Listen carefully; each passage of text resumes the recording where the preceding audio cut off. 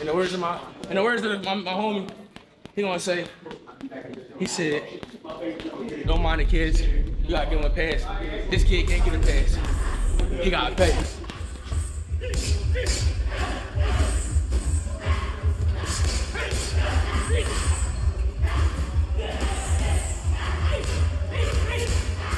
Yeah, remember we did this last time we came. Mm-hmm. When Danny fought Benavidez. Oh.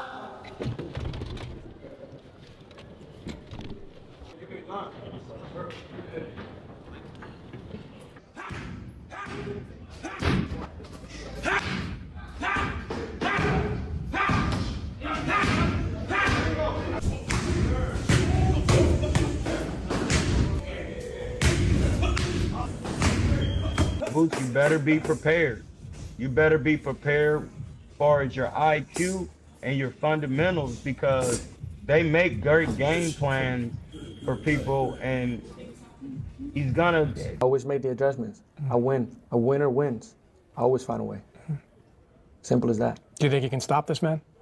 I know that if I do the right things, I will stop him. Absolutely not. I know if I do the right things, I will stop him. Absolutely Everybody not. will go down. Absolutely not. Everybody. As June 27th moves closer, anticipation continues to rise for a major clash between two highly driven fighters who have been trading verbal jabs throughout the build-up to their meeting. Zia, the unified super welterweight champion from Puerto Rico, is not showing signs of being overwhelmed by the challenge of facing the feared Jiren Boots Ennis. Even though many within the boxing community have dismissed his chances and leaned heavily against him, he has maintained strong belief in himself during all the promotional events. Jiren Ennis has made repeated attempts to unsettle and mentally disrupt Zas, but the Puerto Rican title holder appears composed and unfazed. From his confident demeanor, a lot of things that I can take advantage of. I got the speed, I got the power, I got the technique, I got the length, I got the strength, I got the IQ. There's a lot of things I can take into consideration when it comes to breaking down the style. But he also mentions that you get hit a lot. The same What way do you he do does. to avoid that? The same way he does. Try to move my head the same way he tried to move his head. Keep your head on the swivel. Keep your head on the swivel. You took this fight and showed your confidence. Yeah. Why do you think he put a 55-45 to try to double your confidence? Because that was the first thing or negotiation they had with Virgil. 55-45 to the winner. But again, me bringing in 2 belts and giving the opportunity for 2 belts when I didn't need to, I feel like a 50-50 was being generous to him because I could have asked for more. a lot of people feel Xanderas is stepping into this too early, especially against someone like Boots, who has built a reputation for overwhelming everyone in front of him inside the ring. And although Boots clearly brings more polish and ring experience, it's worth remembering that this is— What's your weight class? 154. 150. You 154? 154. That's what I fight at. How about your weight right now, though? I was about to say. You don't look 154. No, I fight 154, but obviously I have a nutritionist team that work with me and stuff, and they get me ready for fight night. Yeah. So I just got to weigh 154, the 26, and then the 27. 26, 27? 27 is fight Is night. it a big fight? a large portion of the boxing community is unwilling to see Xander Zas as a legitimate threat in this matchup. Many view him as a young fighter who benefited from a smooth rise to unified champion status and expect Boots Ennis to be the one who shuts down his bid for undisputed glory. At just 23 years old, it's understandable that outsiders label Zas as the clear underdog heading into this clash. However, if you look closely at the press conferences, interviews, and training footage from both sides, there's a noticeable level of confidence coming from each camp, along with both fighters appearing physically imposing. Zas actually holds a size advantage over Boots in this fight, and also brings more experience specifically at super welterweight. Boots, despite being 28 and having spent more years in the sport overall, is facing a different kind of challenge here. So far, Zas has controlled much of the pre-fight attention during media appearances and interviews. Their first face-off last month offered the— Yeah, touch him. That's the closest you can get to them. That's the closest you can get to them. Guarantee that. I promise. I never made this career-long. No 154. I'm gonna show you. Second fight. I'm gonna show you. I guarantee you don't make no mistake. I ain't gonna miss. I ain't gonna miss. Small, man. You're small. You small. You're a baby. I'm gonna show you. Both guys very confident going into this fight. Hey guys, let's stretch our head, boys. That way.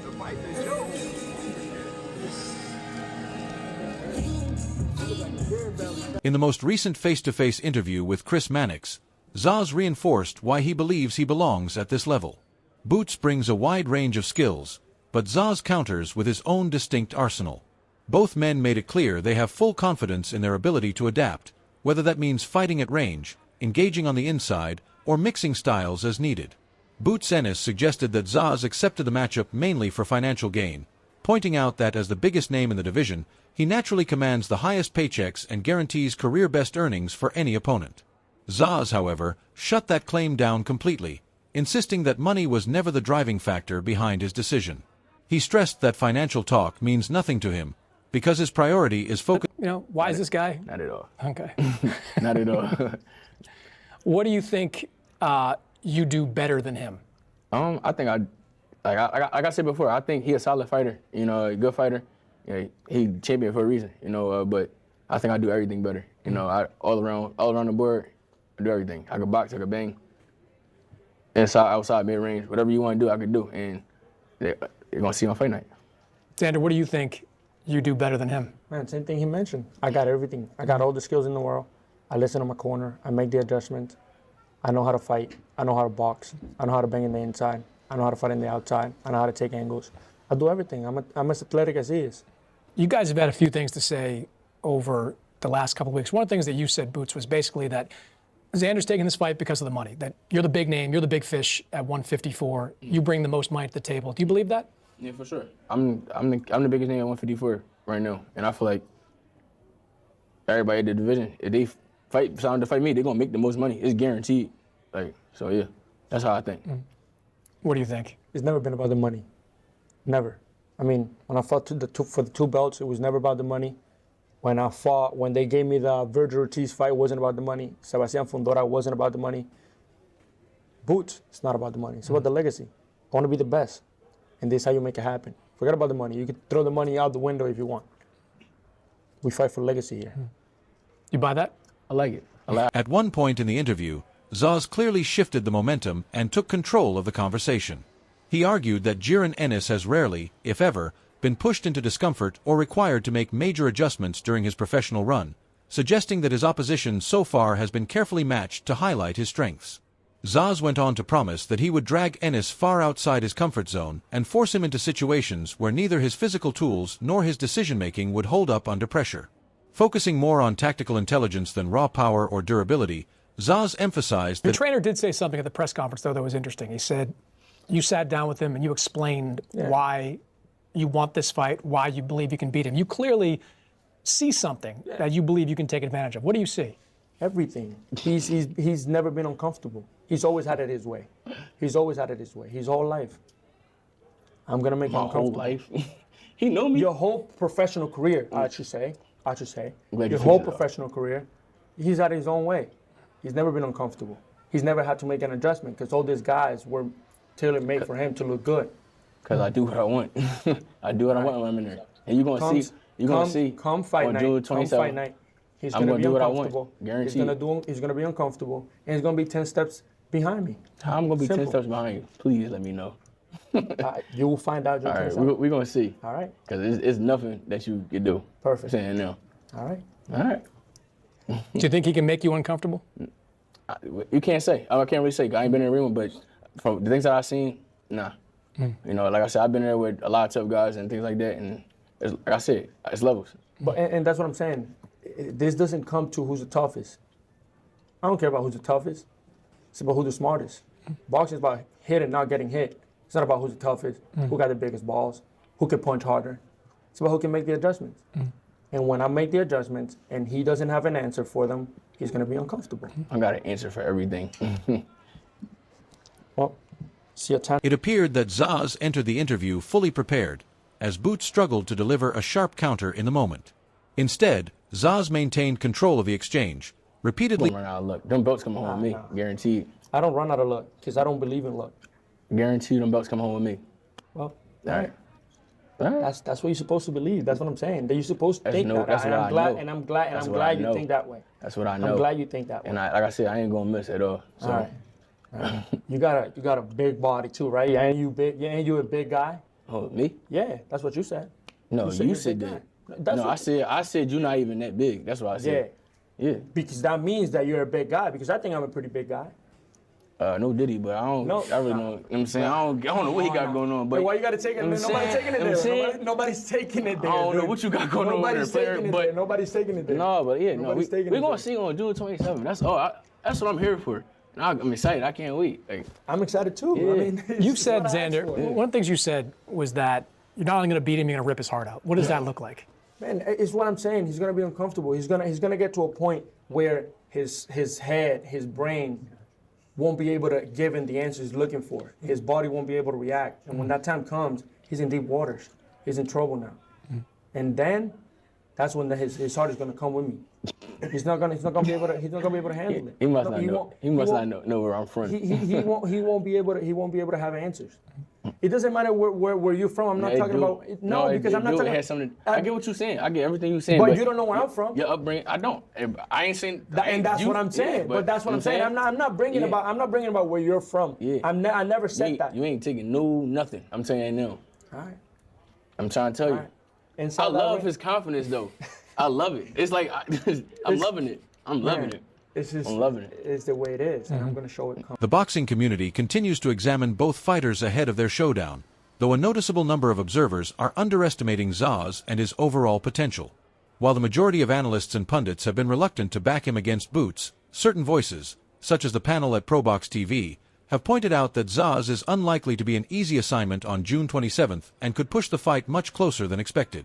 Even if he lacks experience against an opponent of Boots' profile, there Most highly anticipated fights that can be made in the States is happening June the 27th at the Barclays Center in Brooklyn, and that's Xander Zas defending his 2 titles at 154 against Jaron Boots Ennis.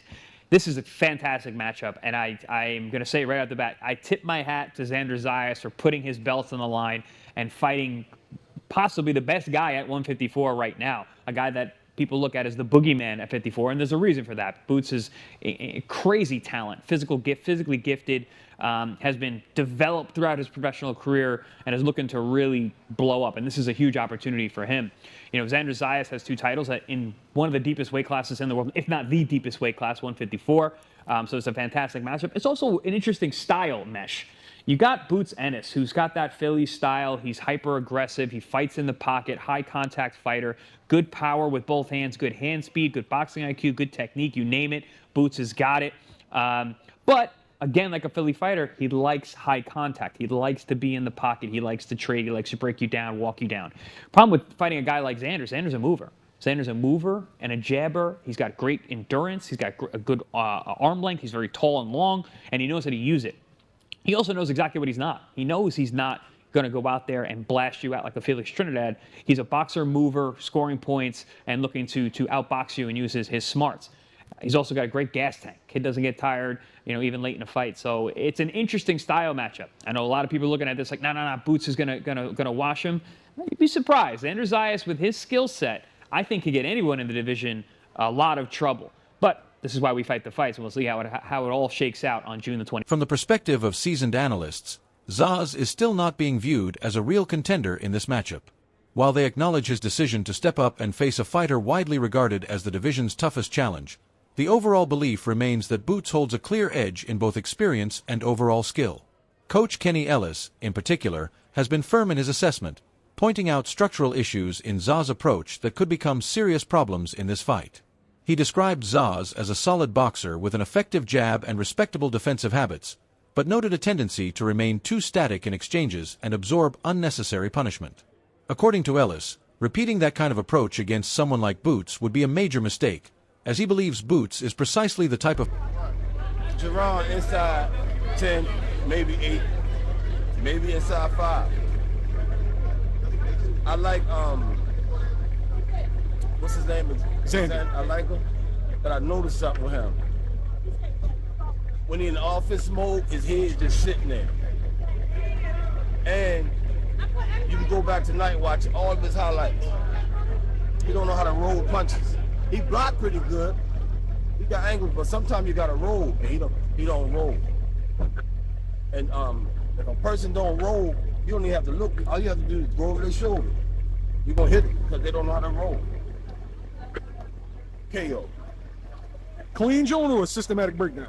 It might be a body shot. Boots a bad man.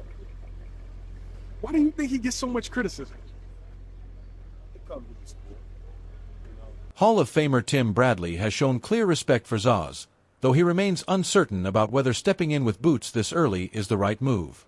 He describes the matchup as one of the highest-level tests in the sport right now, highlighting Zas for his unusual maturity, sharp boxing intelligence, and willingness to take on major risks at just 23 while already holding 2 titles.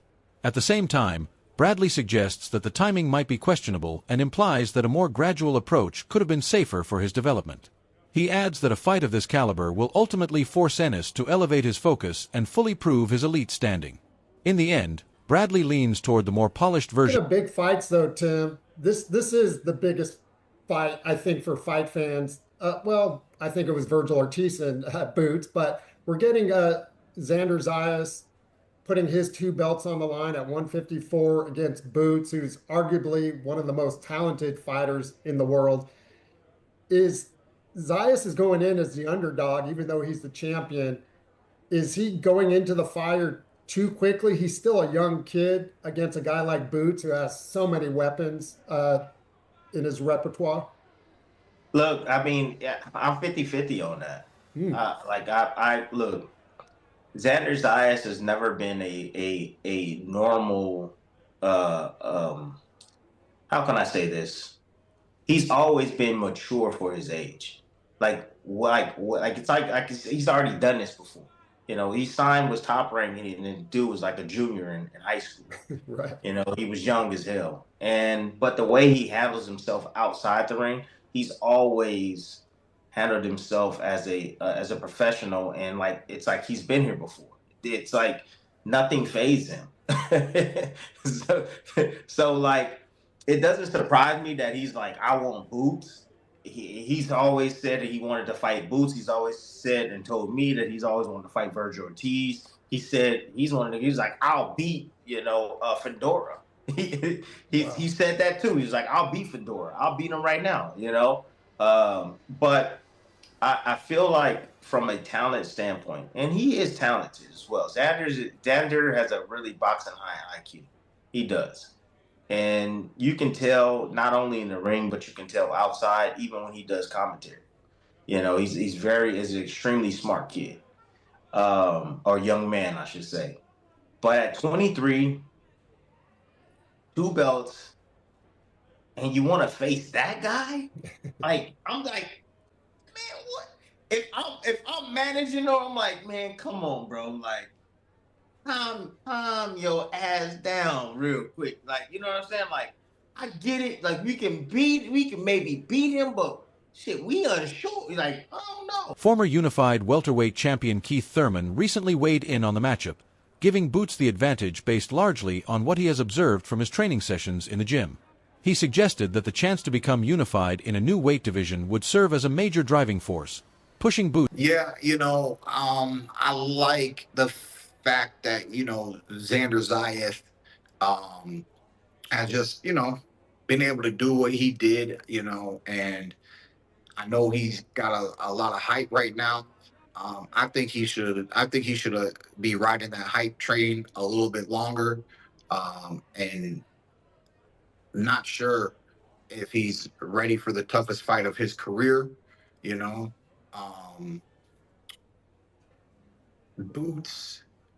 Boots' opposition in his last fight doesn't prepare him fully, for this fight. But Boots is a former champion, and Boots is young and on the grind and has been waiting to make a big statement. And this is that, there's always windows and opportunities. I remember when Paulie Malignaggi became world champion at 147, and I was like, who did he just fight? And then boom, he was overseas and he was able to get a title, So not only does he get to fight a champion, but he gets to fight a unified champion. You take out one and you walk away with 2, it's just it's timing, but we know what they say about Boots. They say he's the boogeyman, right? That's what they That's what they want to say. He's the baddest. He's everything, you know. So having the double strap on you in a elevated division coming from 147, that will fuel the hype train a lot more. But you know, there's heavy hitters, there's some killers, and you know, we've seen him. You know, I love his work rate. I love his training regiments. I just love his dedication, you know, and that's everything it takes to be a champion. So I lean. Thurman offered a balanced take on the matchup, calling it a strong addition to both fighters' resumes and expecting it to be an entertaining contest overall. At the same time, he issued a caution toward Xander, saying that from what he has observed in his recent fights, this step-up may have come a little too early for him. I'm very big on pedigrees. I'm very big on resumes and things of that nature. And that's the good thing about that fight, that matchup, is they, in theory, they might be the best names on each other's resume. You know what I mean? For sure. Yeah, you know, so that makes it very exciting, you know, and it makes it very rewarding for the winner. Makes it very rewarding, you know. So yeah, that's gonna be a fun night and an interesting fight, and it's gonna, you know, I mean, he wins, he gets to be him, you know, be the him that they say he is. He gets to be the H, the I, the M, the him, you know. And with a loss, then Xander Zayas hype train is gonna get a lot of coals thrown up into it. They're gonna be, you know, that hype train is gonna be lit, you know. But I was looking at him because I'm in the division now, and you know, I think he's a little preemie, a little premature. You know, I think he's there to get got, but you know, that's why we got these things called opinions, and it's up to the fighters to show us, you know, what they're really capable of, and that's what. The boxing community remains hesitant to fully back Zas, though many still acknowledge the bravery it takes to step into a fight like this. Zas himself is focused on proving his ability on the biggest stage and is aiming to shock the world when June 27th arrives. The big question now is whether Boots will demonstrate clear superiority and show that there are levels to the sport, or if Zas has what it takes to deliver a major upset. Share your predictions below. That's all for this video. If you enjoyed it, make sure to like, subscribe, and turn on notifications so you don't miss future uploads. Drop your thoughts in the comments, and we'll see you in the next one.